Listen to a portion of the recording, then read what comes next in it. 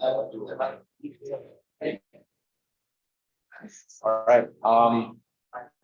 Shall we start? I think. Very good afternoon, everyone. Thank you for coming to this Brownbag series number 3. And Philip Lamonte is my name. I'm the Dean of the School of Social Sciences. If for friends who are not students of the university, and I welcome you on behalf of the university to this compound, the newly built compound of the university. I hope you enjoy your time seeing around the university. Now, today we have the honor of having Dr. Berenschot. He's with the University of Amsterdam and also senior researcher at the KITLB. And for our students coming from various countries, KITLB, as you know, is a kind of a well-known research.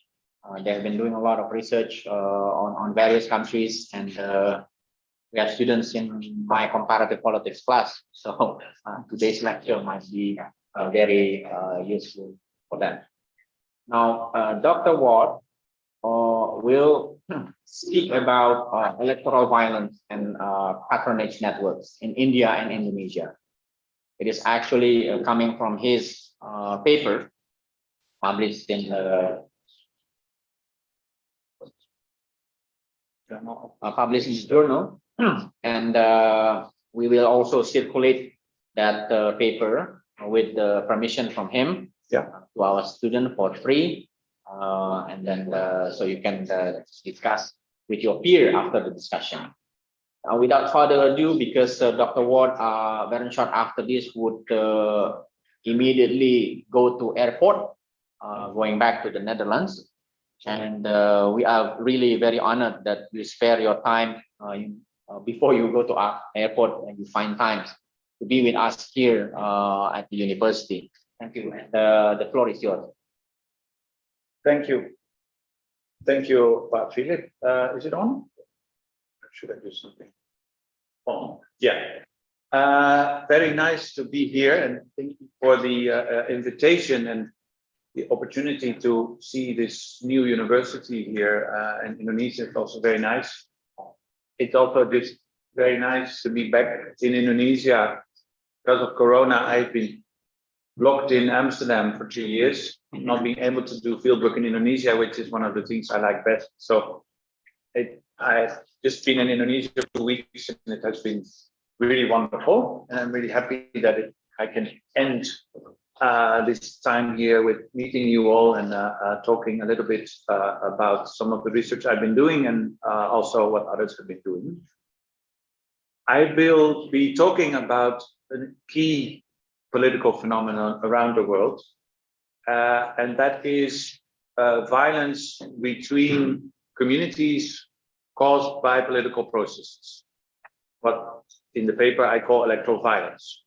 So that is violence triggered by a political competition, usually over votes during elections, between sometimes Muslims and Christians, or Hindus and Muslims, or ethnic groups. And we're going to discuss why this happens. Why is there a link between politics and this kind of violence? What are the reasons for it?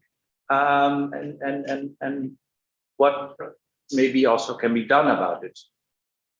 And I will be talking about 2 specific instances of such violence that I both happen to be doing, that I was able to do fieldwork on. One instance of violence that we're going to talk about are the Hindu-Muslim violence that occurred in 2002 in Gujarat, when after a train was burned carrying Hindu activists, basically a pogrom unfolded when around when throughout this state, Gujarat is a state in northwest India, throughout the state, big mobs gathered on the streets and started to attack particularly isolated Muslim neighborhoods, and being very cruel and violent and killing about 2,000 people, while about 100,000 people fled and lived for some time in refugee camps. So that's the first case we're going to talk about. The second case is more closer to here, and that is the violence that occurred in 1999 and 2000 in Maluku Utara, or North Maluku, which was part then of a broader wave of violence between communities, which happened in Kalimantan, in southern parts of Maluku, Sulawesi. I'm going to focus on a particular set of quite complicated events where ethnic violence between two ethnic groups, then morphed into violence between Christians and Muslims, and then even between parts of an island. Also being very violent and brutal and killing approximately 3,500 people and also 350,000 refugees. So these are the two cases, and we're going to use them to discuss some theories on why violence happens, and I'm going to pose also some of my own theories on why this violence happens. First, just also before we get into this, a little bit, I want to get to know a little bit of you. I've been told that you have quite diverse backgrounds, different countries. Is any from you from a country where this kind of violence sounds familiar, in the sense that you have in your country events of violence between communities also, regrettably? We have Yeah? India. You're from India. India. And where in India are you from? Telangana Which is where in India? is in South India. Oh yeah. Instead of Maharashtra. Oh yeah. Okay. And can you describe in your state or around other parts of India? Yeah. In my state, till now there was no violence in my state. Okay. But there was little violence last 1.5 years back. It is violence for local politics in Adinamar, in Modan. There was little violence by BJP activists and MIM activists, and the police controlled DGP of Telangana, Mahinda Reddy. He controlled that violence, and he prevented the mob and he prevented the riot. Within 1 or 2 hours, Section 144 was imposed in that district, and the entire violence was stopped. If the state DGP he will not act correctly, the situation will get worse. And this was violence that occurred around the time of elections.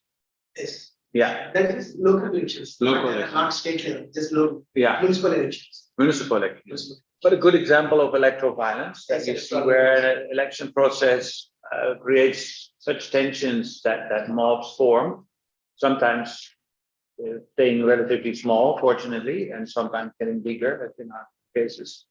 Other people that come, yeah? I'm from Nepal.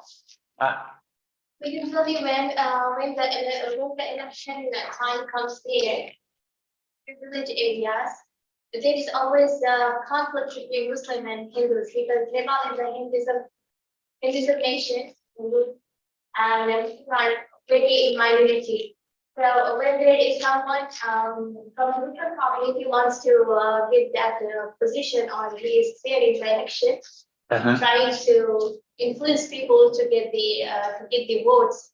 At the time, there caused very dangerous conflict sometimes. Yeah. And they do not want the Muslims to rise up. yeah. So And so they are attacking not just this candidate, but the Muslim community as a whole. Yeah. Yeah. like we won the houses of Muslims, and the Muslim get free to even go outside. So it gets really, really difficult. Yeah. Great example. And relating to the Hindu-Muslim violence in Gujarat that we're going to discuss. Yeah, and relevant, and maybe I'll ask you to reflect or bring in your experience on what I'm going to say. Other cases, any people from Indonesia who is from Sulawesi or Kalimantan? No? From Jakarta, from that matter, and who witnessed. Yeah, Madura. Because Indonesia, of course, has seen quite a lot of violence, but fortunately it has died down since the early 2000s, which is a question we might get into. Why did that emerge and then die down? But so thank you for these two examples. And in any case, how I want to do this lecture, I will be talking, but I like to be interrupted. So if you have a question, either because I'm not clear or simply because you're just thinking about something and then you want to throw in, feel free to just raise your hand, and then I'm happy to be sidetracked and then talk about different things. So here again, the program for today, a little bit about definitions we have to just cannot avoid. And then we're going to discuss three leading theories on why such violence occurs. And we're going to use them as a lens to think about the violence in Gujarat and North Maluku. And then I will propose my own explanation for why violence takes the kind of form that it does, focusing on what I call patronage networks. So that's towards the end. I just on timing, I thought I speak about 45 minutes. Is that okay? Yeah. And then plenty of times for a question and answer, but we can also do that during the talk. So the events in Maluku and Gujarat, these outbursts of violence, are both examples of what you might call electoral violence.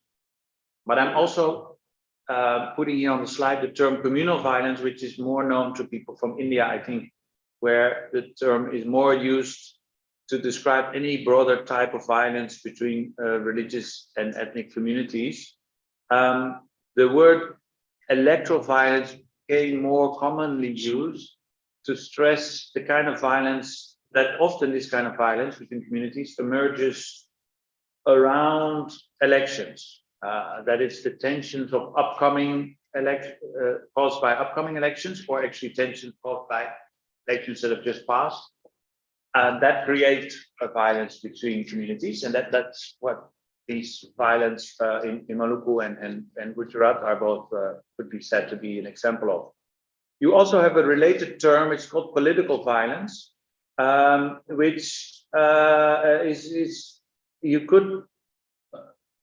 There's a bit of a discussion whether it applies to our cases, because you could say it's violence for political purpose, but then it also includes broader types of violence where it really is about targeting political rivals as a whole, and that's where the 1965 political genocide in Indonesia against communists could be also called political violence, which is then different from electoral violence. It's not so much about elections. So just to have some clarity on the three key terms, and we're focusing here on electoral violence. So why does that violence happen? And if we look at the literature, you kind of see three streams, three type ways of approaching this violence and explaining them. And both have their uses, and both have their all three have their uses, and all three have their limitations. First, let's move to a primordialist explanation for violence. Primordialist, it's called like that because they say, look, a social identity is like a basic human need, a sort of hardwired or primordial sense of how we orient ourselves in the world and who we are.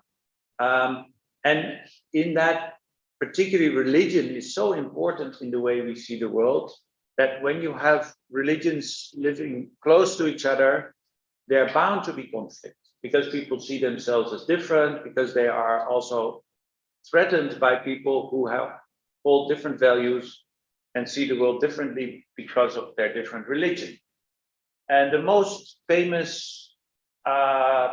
protagonist or scholar that you might put into this category of approaches is Samuel Huntington, who wrote this very famous book, The Clash of Civilizations, and where he said, look, conflict is most likely to occur at these fault lines where different religious communities or civilizations are meeting. And for example, he would likely point to the current war between in Ukraine as indeed lying on such fault line between what he called Western civilization and the Russian Orthodox civilization. So there is quite a lot of violence occurring between fault lines, and you might say in India it is on the fault line between Muslim and Hindus. So it's that presence of two different religious civilizations or communities that is inevitably going to cause conflict, because the religion identity is such a central part to orient ourselves, who we are, and how we see ourselves. That is one way to look at it. It's also an approach that is not very satisfying, because first of all, it doesn't explain why sometimes violence occurs and sometimes it does not. It's not like it's a universal feature of social life on these fault lines. Sometimes comes up, it sometimes is there. Also, the kind of identity that people have and the importance that they attach to, say, their Christian identity or your Russian Orthodox identity is not an inevitable or unchanging fact of life. For some people, this is very key and very important, and others don't really attach much to it.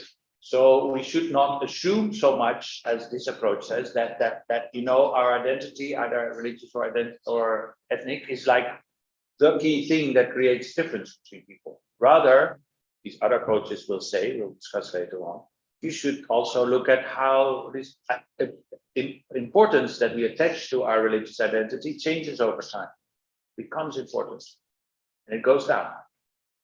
So that's why actually among academics, the primordialist approach is not very popular, but you do see it very often in newspapers. And if we look at, for example, how in newspapers Hindu-Muslim violence is often explained, then this is talk about how Hindu-Muslim violence has been going centuries back, from the invasions from Muslim warlords conquering Delhi to partition in 47 between when India was partitioned in Pakistan and India, which was very violent, to saying, look, Hindus and Muslims will always have problems and will always lead to violence. It will boil over. This is how it is. So this is the kind of newspaper type of explanations, looking at history and then pointing that as explanation. While history is not irrelevant, it's also very unsatisfactory because of kind of taking away any kind of agency that people have in making that kind of conflict boil up at a certain moment, that and that it can die out also. It's not as if it's just a natural phenomenon that comes up and dies down. There's agency, there are people doing it.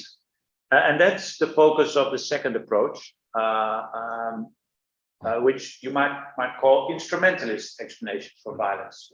And these scholars in this line would say, no, violence is actually occurs because it's a useful, handy instrument that politicians can use as a way to win electoral competition, or in more rare cases, economic competition.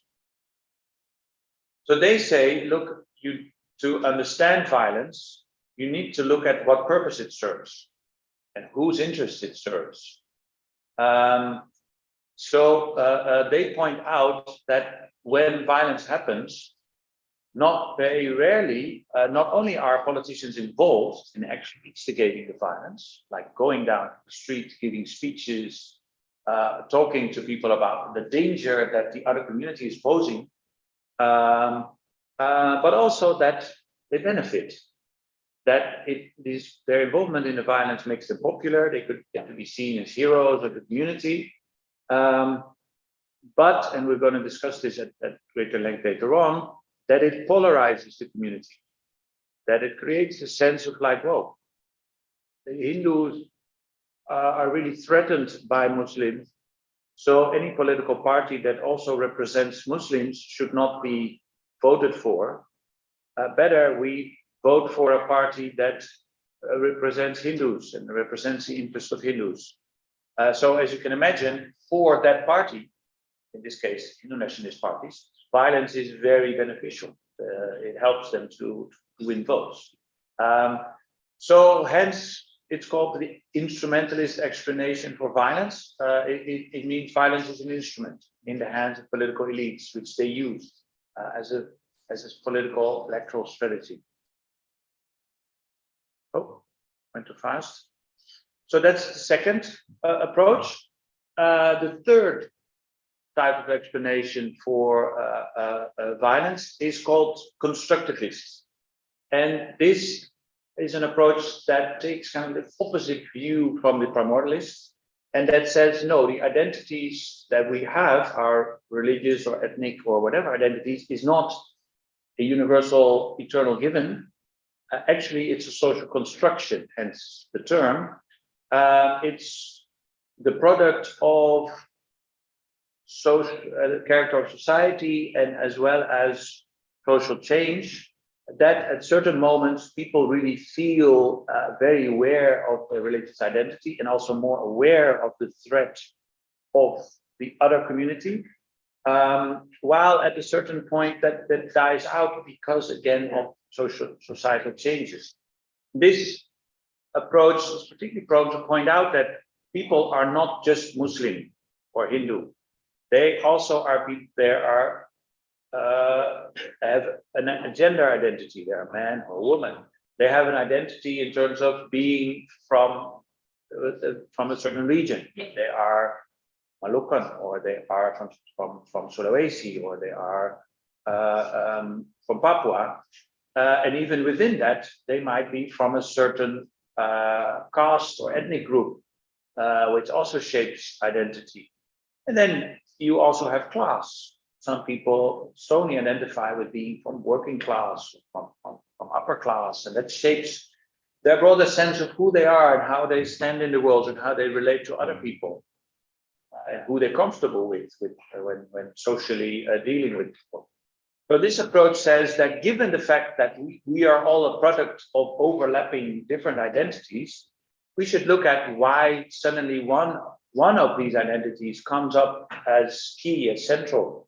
And then they say, look, we need to look at politics, look at how certain speeches and certain political movements create a sense of identity.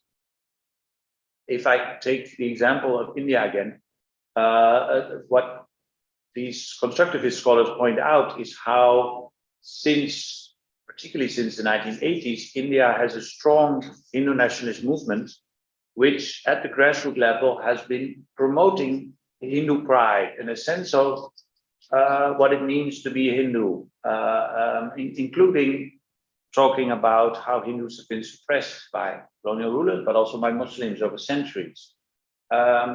So that kind of grassroots activity for over a longer period, including Boy Scout type of activity of doing martial art trainings, etc., create a sense of like, yes, I'm a Hindu, and actually there has been this century-long tension with Muslims. So we should be careful and we should be wary of Muslims. So this report says in this way, look, it's a construction created also by movements and activity of organizations that create a sense of identity.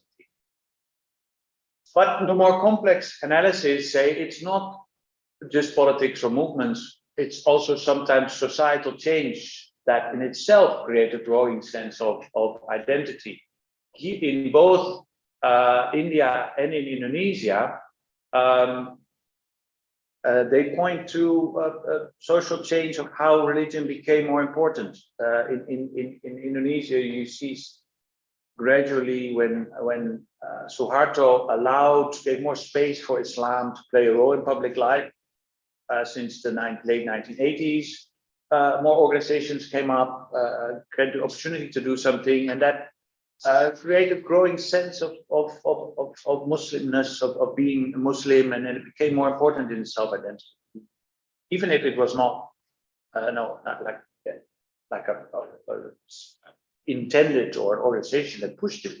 It happened, and in India, often scholars point to the fact that there was very rapid urbanization. People moved from villages to the city, and within that, the kind of clear structures that they lived their life in villages became more fluid.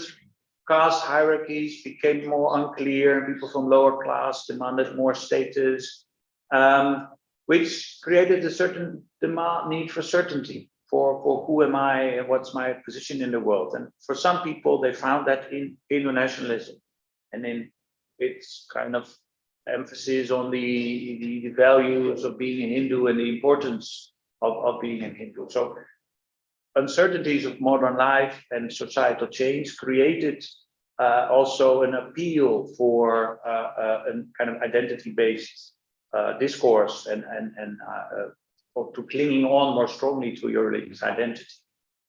So that's all types of constructivist explanations for violence, that because of political and societal changes, people became more aware of their identity and the tension and difference with other religious groups at the expense of or other dimension of identity like class and caste. We get into the more complexities of how that works out in India and Gujarat later. Because then the question emerges. So we have these three approaches. How useful are they? Do they help into understanding what happened in Gujarat and Halmahera? So for that purpose, let us get into a little bit of the detail of what happened and getting a bit into the complexity. So the violence in Gujarat started in 27 February 2002, when a train pulled up in this regional town called Godhra. It was stopped, it didn't move on, and apparently there was a fight with tea sellers on the railway station. Not completely clear what happened, but what is sure that after some time, one of the train coaches was set on fire. And the doors were somehow closed, and people that were inside the train coaches couldn't escape. And in that fire of that train coach, 58 people died. And they were all Hindu nationalist activists from an organization called BHP and RSS, which are two Hindu nationalist cultural organizations trying to promote Hindu pride, which was one of the reasons why there was immediately an outcry and saying this was an attack of Muslims. There were some Muslim tea sellers on Hindus, and it shows the threat that Muslims are posing.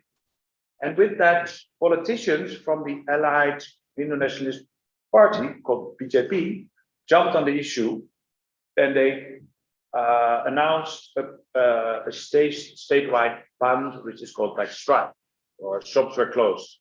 And the bodies of the victims were brought to the main city, Ahmedabad, and put kind of like you might almost say on display at the station, further fueling anger. Politicians started to give speeches about how Muslims should be taught a lesson, how they are not that this is a Hindu nation and they should respect their place, these kind of things. And these speeches were effective. The large mobs started to mobilize, get to the street, carrying sticks, torches, pipes. You see some examples here. And then they usually tended to target areas where Muslims were living relatively small numbers, so could not easily be defended, it could be easily overwhelmed. And there they would break into houses, rape women, torture men, sometimes hack them to pieces, kill them. What's particularly worrisome and shocking is that the police was present but stood by, did nothing, and sometimes even participated. One reason why that might be is that politicians and members of these Indonesian organizations were actively involved. They're giving the speeches, they were often seen leading the mobs. And there is quite good evidence that the chief minister of the state at that time told the police that people should be given the space to vent their anger. And that chief minister who gave that order is Narendra Modi, who's the current prime minister of India, which is one reason why Narendra Modi his visa, he was banned from traveling to the United States for several years until he became prime minister, and then out of diplomatic embarrassment, the American state quickly allowed them to travel again. So you see a type of violence which had spontaneous mobs, spontaneous acts, but also a degree of organization behind it. Politicians giving speeches, it was signed that there were targets where they knew which restaurant to go to, which was owned by politicians. So they would, sorry, not owned by politicians, by Muslims, and they would burn those restaurants down. Now, let's get into the complexity of the politics behind this a little bit. Because while, so you might want to, might look at certain, that it is just a spontaneous explosion of anger over this burned train coach. There is actually politics involved here and political interests. So to understand that, we need to get a little bit into the complexity of politics of India, and particularly Gujarat. There are two main parties in India and in Gujarat, which are Congress and BJP. Congress used to be the main political party in India until about the 1990s. And then also in Gujarat, in the mid-1990s, they lost power to BJP, which in itself, that process showed a very interesting shift in the importance that people attach to identity. Quite important to address here. Congress party in Gujarat depended on a coalition of largely lower caste Hindu voters, including Dalits, which are lowest class communities, and Muslim voters. In Gujarat, they would call this coalition KHAM, Kshatriya, Harijan, Adivasi, Muslim, which are basically lower to middle castes and Muslims. That would, in the configuration of Gujarat, would give them the majority. But already since the late 1980s, BJP, the Hindu nationalist parties, had been making gains in India. And one way to do that was to present itself as a defender of all Hindus. But that was not easy, because politics in the 1980s was a lot about caste.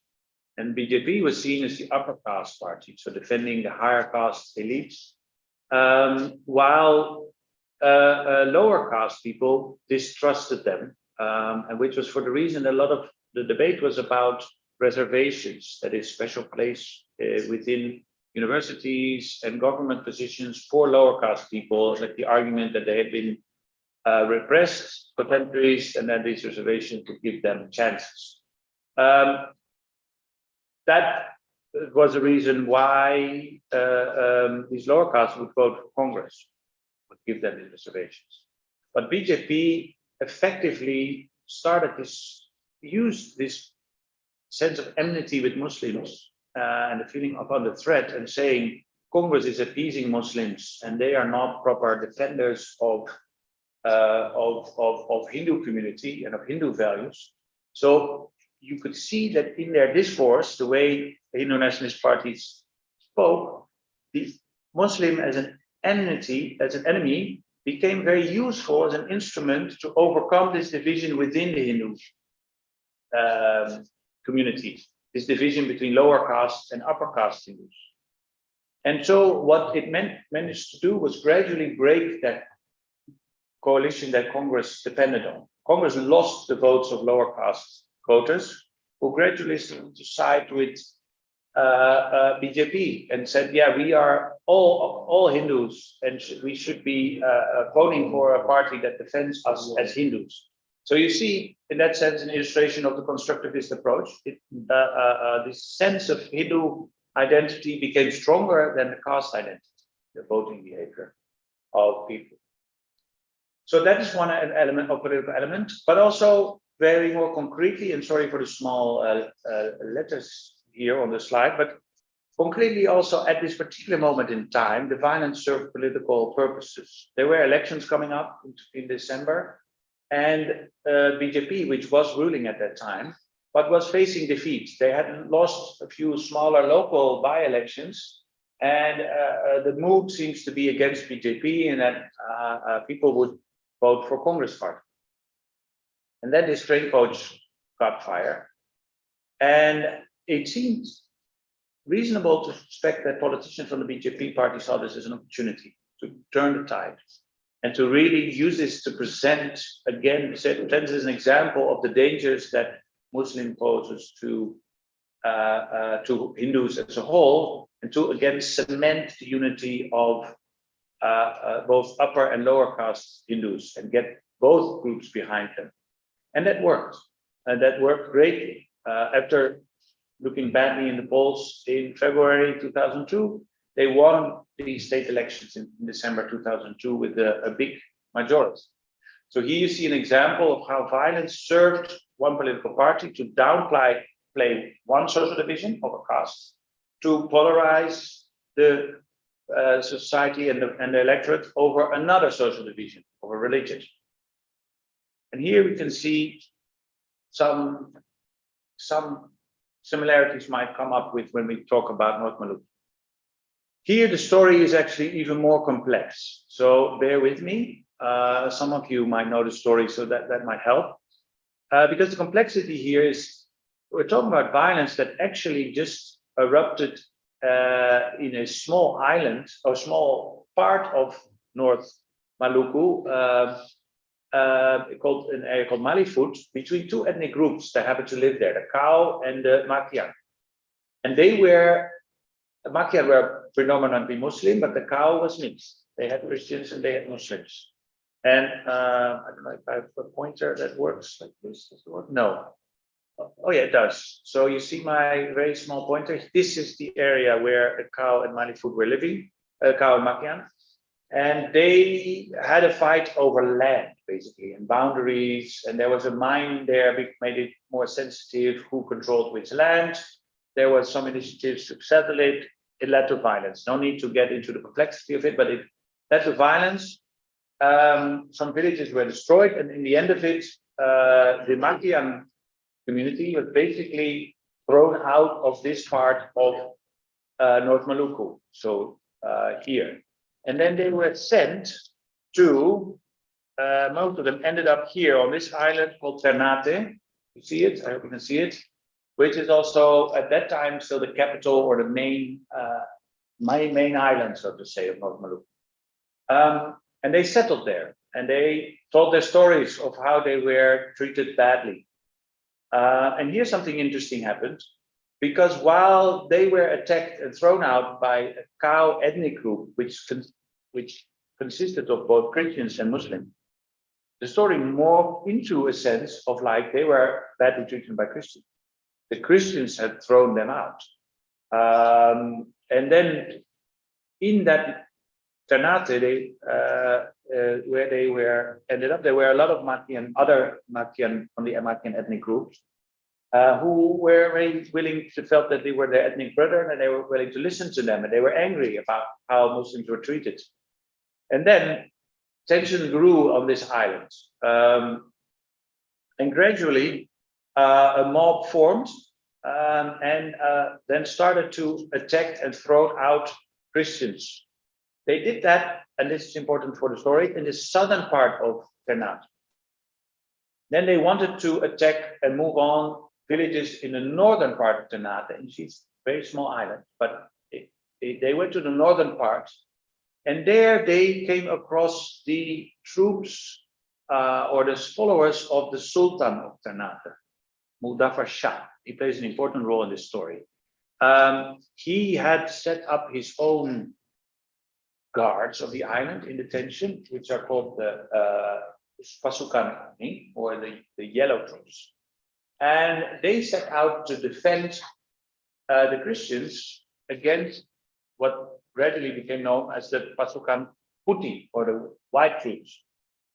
So there was some fighting, there was tensions, and basically in the end, Christians were defended, but also often taken to other islands, their safety. So many Christians fled. So interesting moment here where you see ethnic tension morphing into a religious tension between and violence between Christians and Muslims. And that happened, I should add, at a moment, or one thing that made that possible was because I think explicitly instigating letters emerged. A letter which seemed to be an attack plan of Christians, and it's suggested to be a plan of the Christian church in Maluku of where they would attack Muslim communities. Actually, it was just a map of places where they had churches. But a forged letter was also made, which in very angry language suggested that Christians wanted to throw Muslims out. It's later clearly proven that these were fakes. These were not real. So in order for our story, it seemed to be an active attempt to make people angry against Christians in this case. And then we get to the third phase, and then it gets more complicated even. So we had ethnic violence, we had religious violence, and then 1 month later, so now we are in December 1999, these yellow troops based in the southern part of Ternate were so angry with the yellow troops belonging to the Sultan for defending the Christians that they mobilized again and then started to attack the yellow troops. So here we have intra-Muslim violence as a third type, actually. Again, pitched street battles, again, people died. The yellow troops were basically lost this fight. And in a very dramatic moment, the Sultan, whose palace is on the northern part of the island, had to surrender and kind of hand out symbolically some of his, I think it was his sword, to the commander of the white troops, and allow the white troops to kind of take control over the northern part of the island. At that time, and then comes the fourth phase, where now Ternate being in control of the white troops, people started to mobilize to go back to the mainland, Halmahera here, where rumors were emerging that Christian villages were attacking Muslim villages out of retaliation for what happened in Ternate. So then Muslims in Ternate felt we should protect our Muslims in Halmahera, and they boarded boats and started to go to Halmahera, sometimes supported by Laskar Jihad, so even Muslim extremist groups from elsewhere came. And they then faced Christian troops, which were red. So adding another color to the complexity, this was red against yellow. And so you have red against yellow across Halmahera mainland, but mainly in cities like Tobelo here and Gamhoku and Popelo here, where some villages were really wiped out. Many people died again. This was lasted about 6 months until a kind of peace emerged. So a very complex story. And if you hear, you think like, why would we more from ethnic to religions to intra-Muslim and then back to religious again? So let's dive into that a little bit. And then here, again, politics comes in. I should have made the font size a bit bigger. Apologies, but I'll talk you through. So the timing of this violence is important. This violence happened just after the New Order regime had fallen. And basically everything was up in the air in Indonesia. Everything was unclear what was going to happen in this new democratic era. And as part of this new democratic era, Indonesia's government started to adopt something which is called pemekaran, that they would be splitting up both districts and provinces into new districts and provinces. The district of where the Kau and Makian first started fighting, Malifut, would be divided. But also North Maluku itself became a new province, was divided off from what now still called Maluku. So election for governor were pending, were coming up. And the candidate for that position was this man, Mudaffar Shah, or the Sultan from Ternate, who I mentioned earlier. He was already the leader of Golkar party in the area, and he was the Bupati, already district head. And he wanted to become the first governor of this new North Maluku province. And he faced also an important competition from a man called Bahar Andili. And he was, and that's important for our story, he was a Makian. You remember that ethnic group that was Muslim, mainly Muslim. And he was a bureaucrat and also very influential. Now, the support for Mudaffar Shah was a mixed one. It came from traditional Muslims, mainly from the Ternate ethnic group, who for centuries saw the Sultan as their traditional leader, his father before him and his father before that, etc. So he had a very strong traditional following of these traditional Muslims, as well as traditional Christians who similarly for centuries followed him. So which gave him that status and that support among a large section of population of North Maluku, but not everyone. And particularly the more modern Muslims, or again this Makian community living in the southern part of Ternate, did not really follow the leadership of the Sultan, and they also had their own power base. The Makian came from this island called Makian, and they had been displaced because of a volcano, no complexity, but they captured a lot of bureaucratic positions. They became Kepala Dinas, Kepala Bagian, they would be influential throughout the government, and they give them power, and also gave rise to jealousy among other groups, like why do Makian have all these positions, which made these Makian community also worried about all these changes in democratization, that they would lose their dominance, their positions. So they rallied behind Bahar Andili as their candidate, and who had an interest in presenting itself as Muslim, as the Muslim candidate. And that's why for him, this violence that happened was a gift. Because before beating the Sultan of Ternate would be a difficult thing with such a standing and all this traditional deference to the Sultan. But then the violence happened, and then the Sultan sent his yellow troops out to protect Christians. And suddenly this discourse emerged of like, the Sultan is betraying most Muslims. He's not defending us Muslims, he's defending Christians. He's not a proper leader. And the Makian community, including Bahar Andili, could use the violence to portray himself as the defender of Muslims. And so he would be supporting the Pasukan Putih with money, with speeches, with being on the ground. And so it broke Shah's multi-religious support and serves to solidify the Muslim support behind Bahar Andili, who ended up winning and becoming the first governor. So here suddenly we see a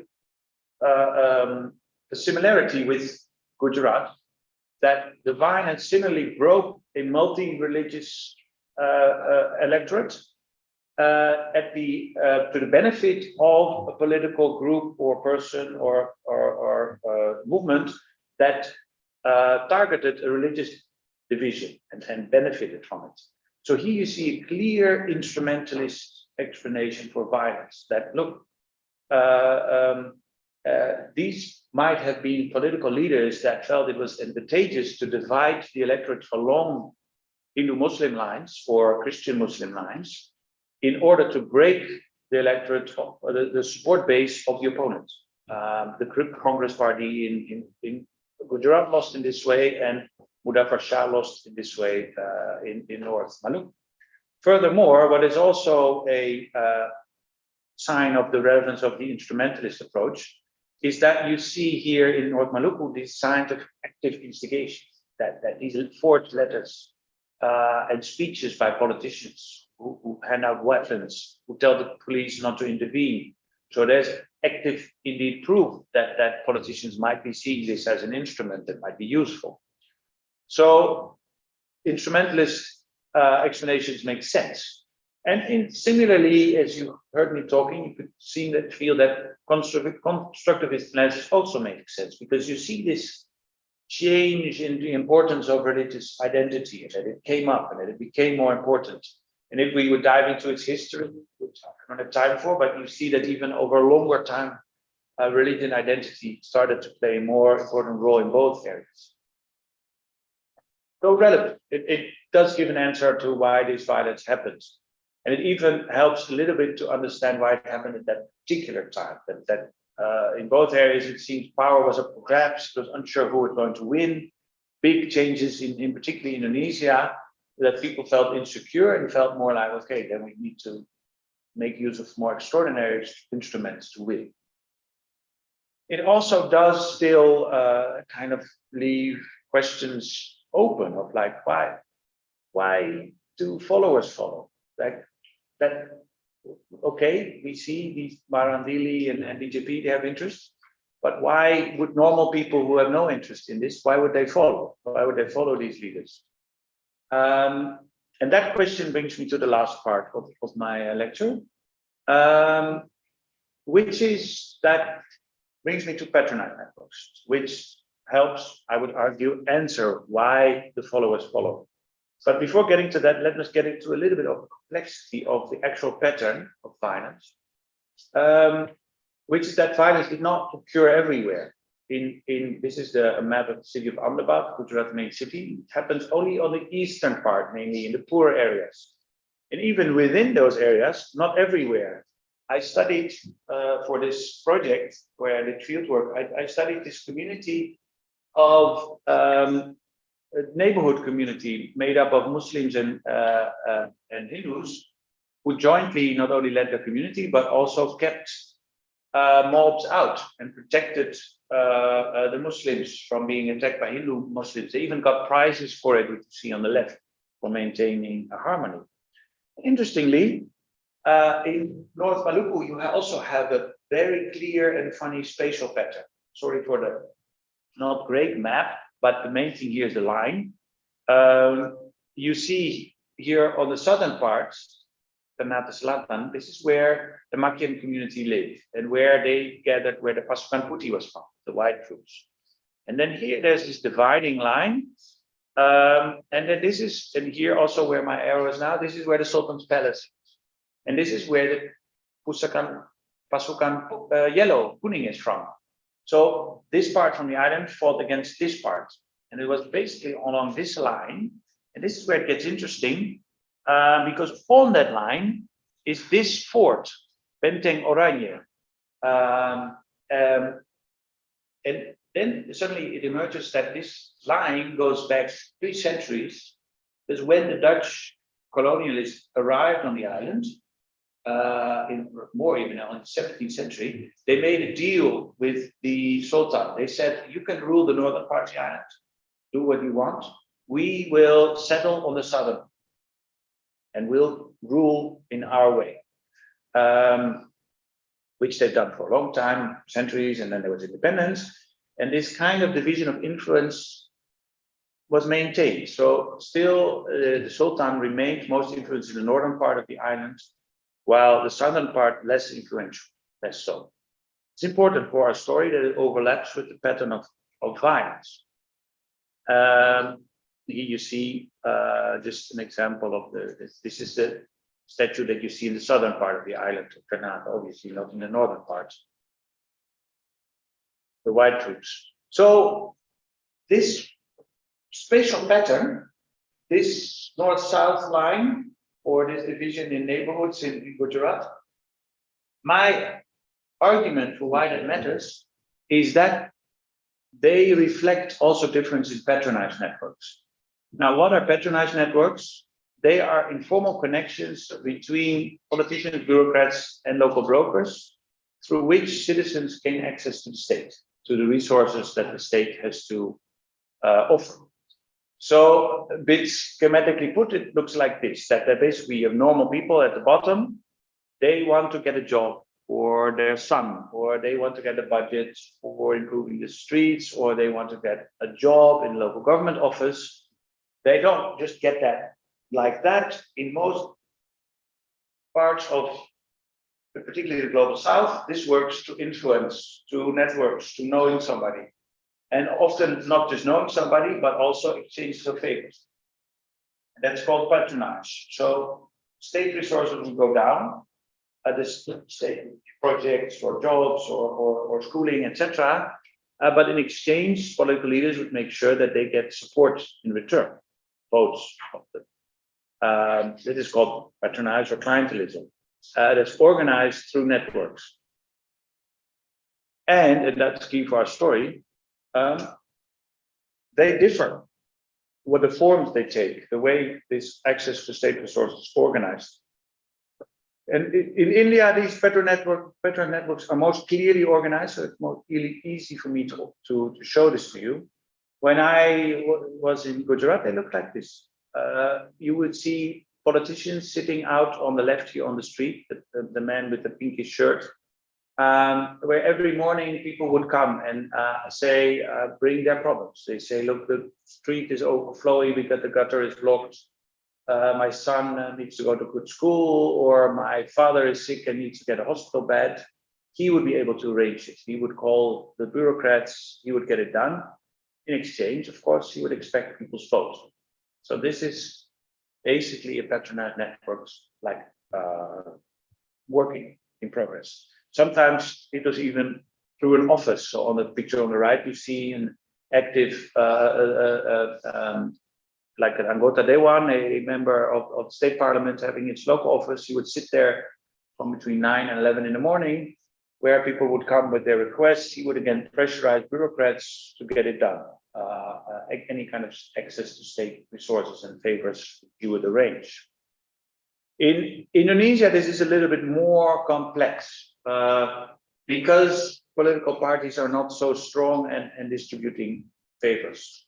This mainly goes to bureaucratic networks through Pak Camat or Pak RT, Kepala Desa, who would be linked upwards to the Kepala Dinas, to these leaders. But there again, it matters who is these leaders. So that explains why people were so jealous with all these Makian ethnic group leaders having the top positions, not just because they were Makian could feel proud that they have people being leaders, but because it helped Makian people to get access to state resources.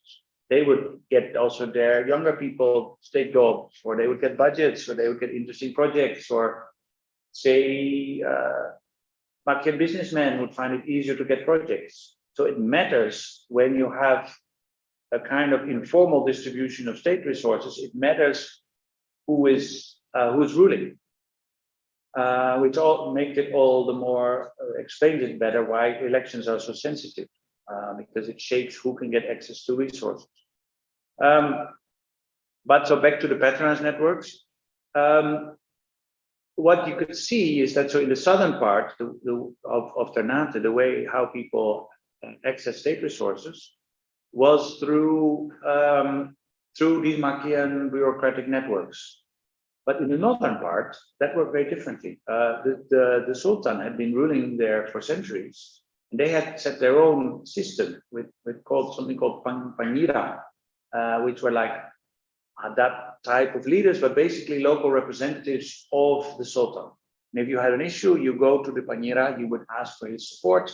He would take it to the Sultan, and the Sultan, being a Golkar leader, would then also still get it done. He would make sure that there were resources. So also a patronage network, but a different one, not organized through the state and civil servants, but really centered around the Sultan, which helps explain why the Sultan was influential there. It's not because they like his person more or something like that, or happen to be more traditional. No, it's because they also depended more on the Sultan and his networks and the resources that they had.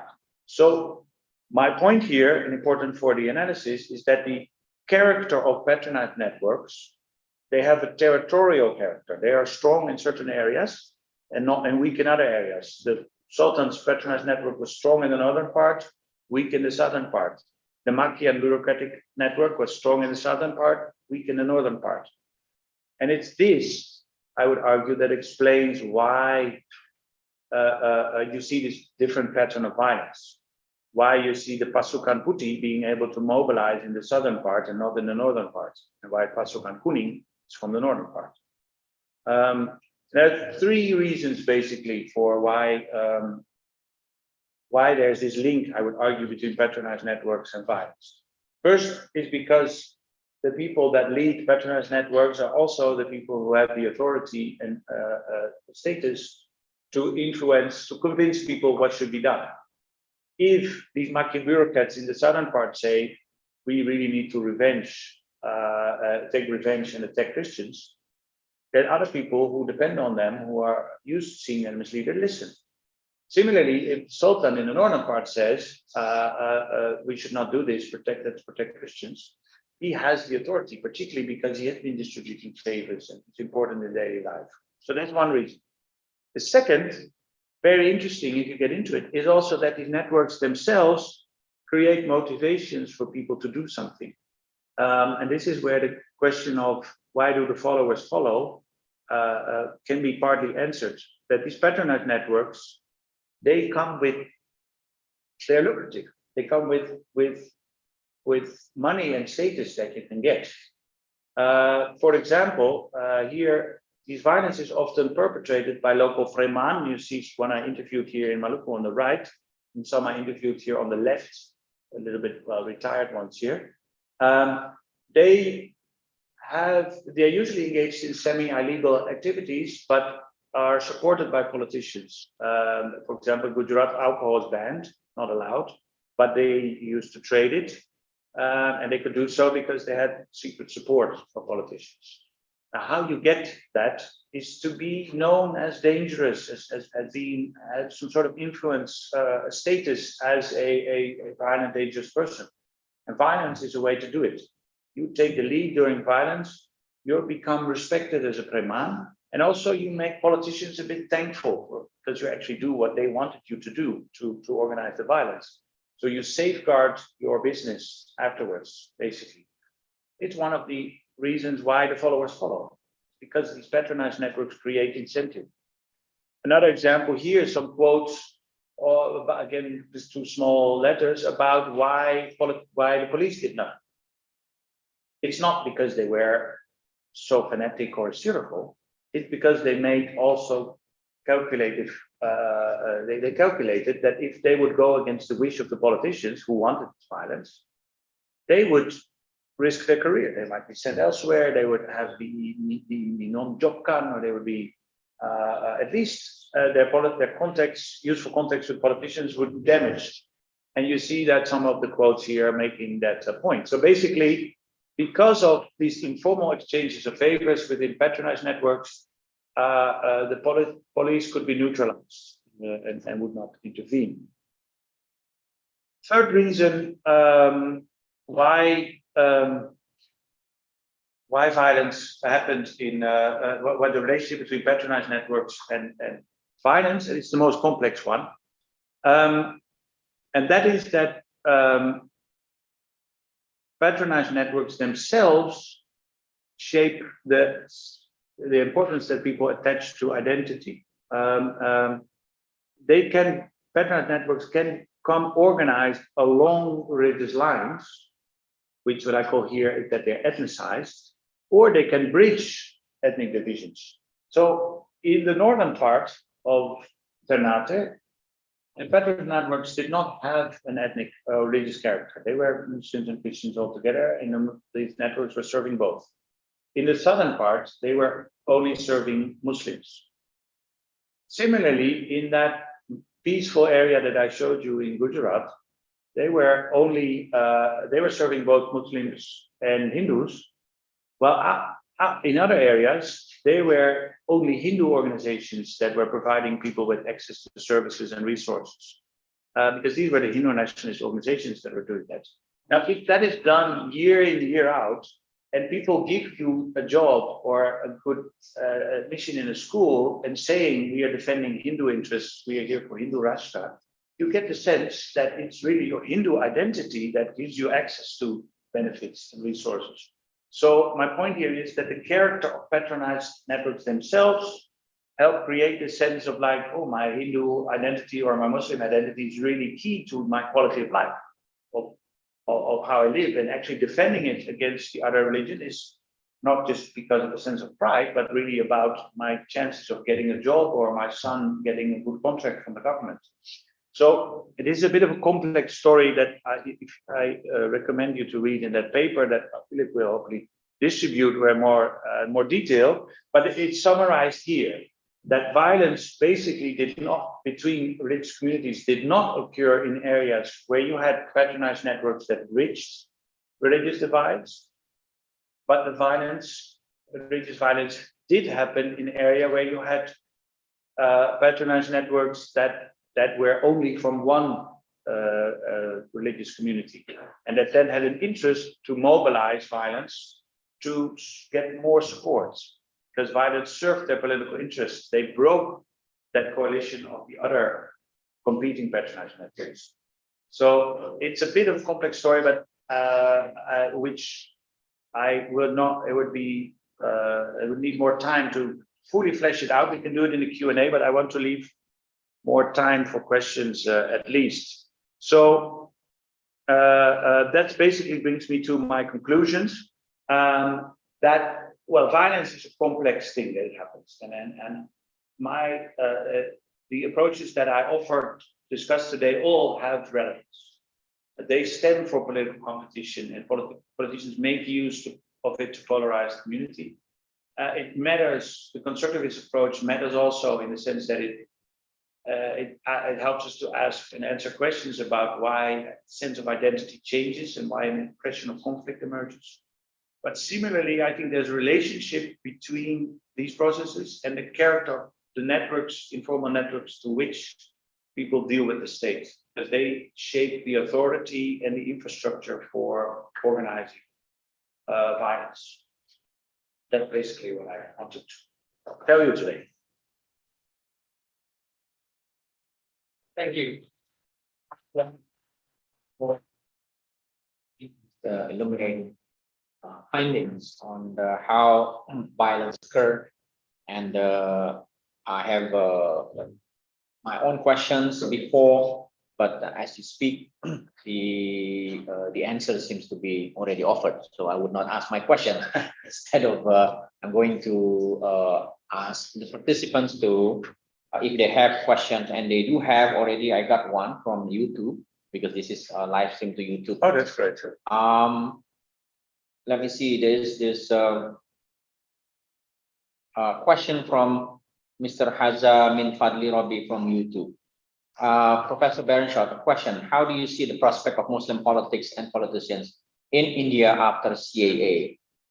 In my observation, Muslims are mostly co-opted to be able to participate in public affairs. And that's one question. I will open the floor as well, if there is or there are other questions from the participants here. But I should stick to only two, maybe. And please be sharp and be brief in posing your questions, in the interest of time keeping. Anyone? Pak Siro, you look to be very keen to ask questions. And Pak Aan, right? Thank you, Pak Siro first. Okay, thank you, Pak. Thank you, is very good. What I had in mind, one is that you see that the partners were from depend on different methods.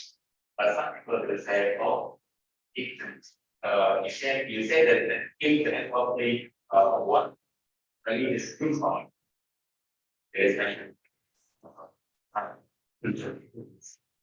oh, that's because of visuality. That's why yes.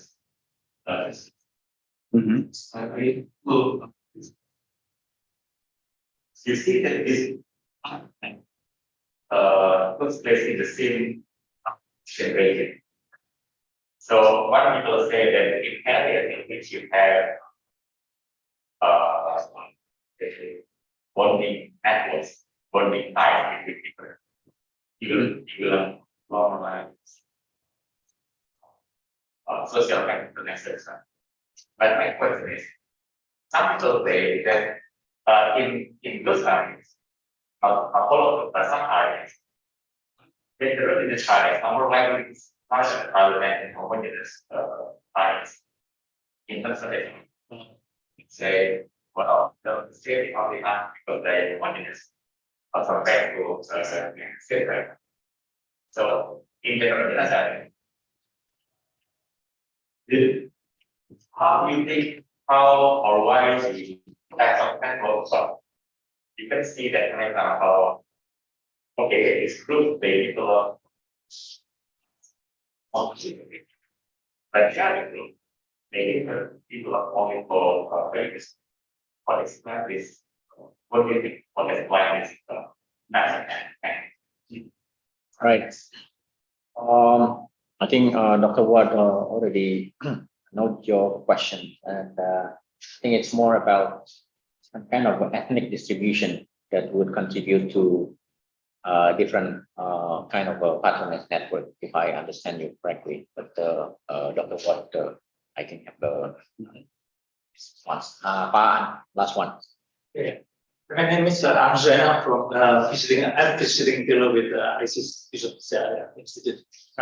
So I read on your conclusion that you only mentioned instrumentalist approaches and constructivist approaches. But why do you ignore primordialist? One. Yeah. That's my first question. Second is, so why those two cases are very important, and where do you choose those two cases where actually perhaps there are so many cases to explain that to patronage networks and etc. And then the last one is probably your explanations on patronage networks can explain nicely what happened in North Maluku. I don't know about the case in India. But perhaps it can explain nicely on other violence that occurred in other parts of Indonesia. For example, violence against Ahmadiyya in Sampang and also in Kuningan, Mysore. This occurred because the violence has nothing to do with patronage networks. So probably I think that we can generalize. Patronage networks can explain the occurrence of all violence in Indonesia, but then perhaps in the other parts of. Thank you. Dr. Ansuriana will be joining us next semester as a lecturer. Actually, he's now still with ACS in Singapore. Nice. Right. Floor is yours. Yeah, this is a nice, great set of questions, and including what is so nice that from the first question, I get the sense that the author of the person who posed the question is from India or in India, which is really nice to have somebody joining from India as well. I think that because the question he mentions the CEA Act, which has been a very controversial act, the Citizenship Act, that basically, well, put it roughly, basically gave Muslims a kind of second-rate citizenship in the sense that they had to prove their ancestry and their belonging to India. And so from there comes, I think, the broader question of the person who asked the question about what's the prospect for Muslim politics in India. And here, this could be a talk for a long lecture, but my short answer would be I'm extremely pessimistic at this moment, and particularly in India, the situation when it comes to Muslims is not good, because after Gujarat, and arguably actually with the help of the Gujarat violence, BJP then in 2014 and again in 2019 won very big majorities, and Narendra Modi became prime minister. Not just that, but with that, adopting an idea of what's sometimes in literature called a majoritarian democracy or ethnic democracy, where the interests and the rights of one group, Hindus, are seen to legitimately trump the interests and rights of another group, being Muslims.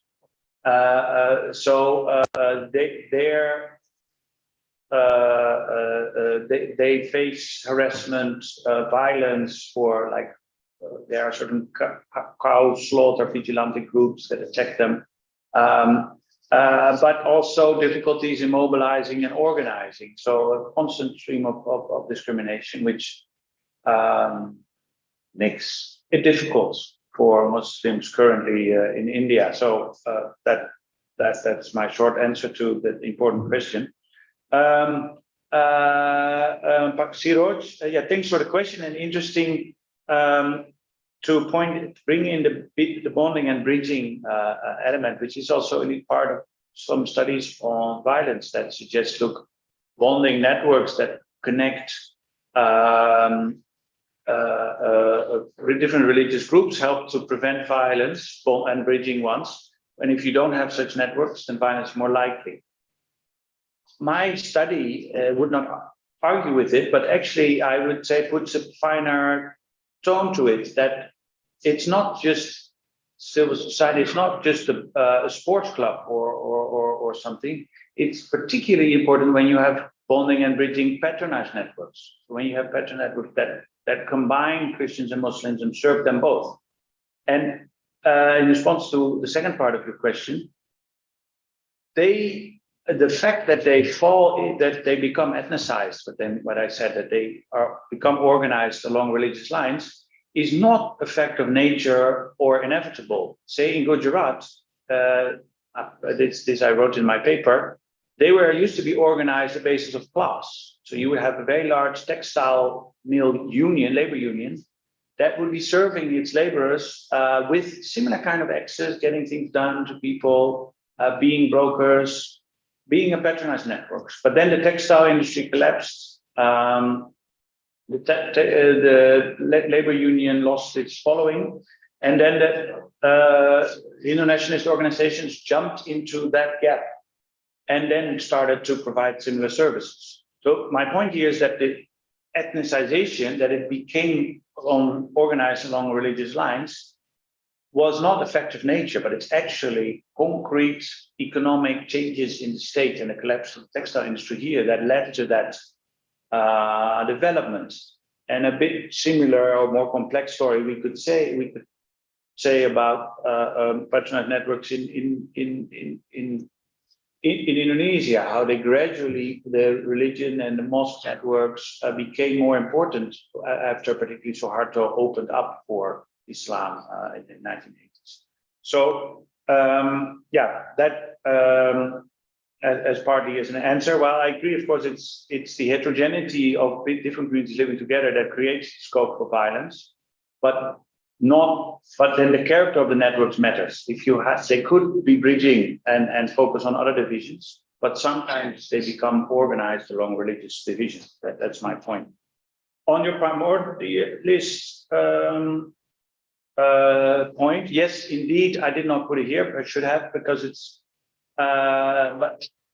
because actually I disagree most with the primordialist approach. That I felt it not even needed to say, so to say, that a lot of what I've been talking about is saying, look, that it's not an inevitable form of nature that you have conflict. There's human agency, there are politicians involved, and also specific conditions like the nature of patronized networks that create that kind of violence.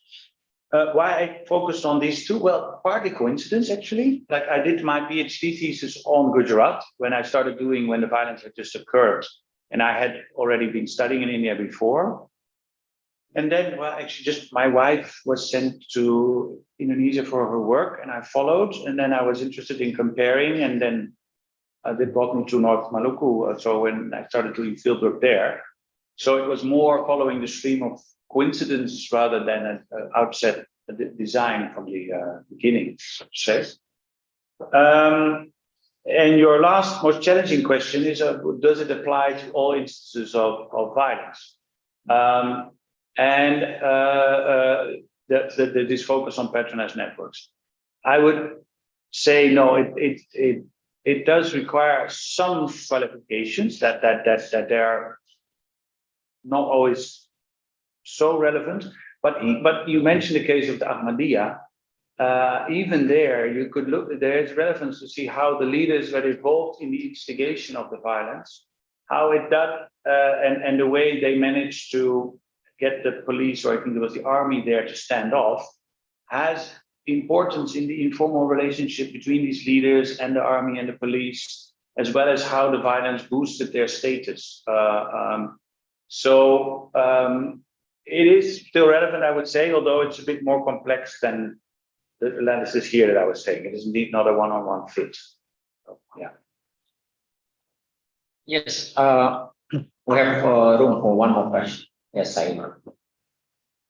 I don't really have a question, but just an idea that it just popped in my mind after listening to your this seminar. This seminar has been really very interesting because we talked about India, and since Nepal is India's neighbor, I'm always trying to compare India with Nepal. So this kind of violence, it is more beyond the politics and politician or etc.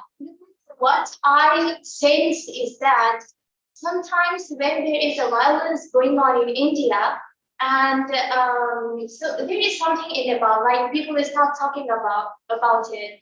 And when a situation, a very weak situation comes, like during the election time, the people wants to take that particular situation to take revenge. For example, when there is a fight between Muslim and Hindu in India, and election in Nepal, they try to take the revenge. And since Nepal has an open border with India, so there is much influence from India. So there is nothing like that, that kind of network or that kind of politician benefit. It is more like influential activity that goes in Nepal because what is happening in.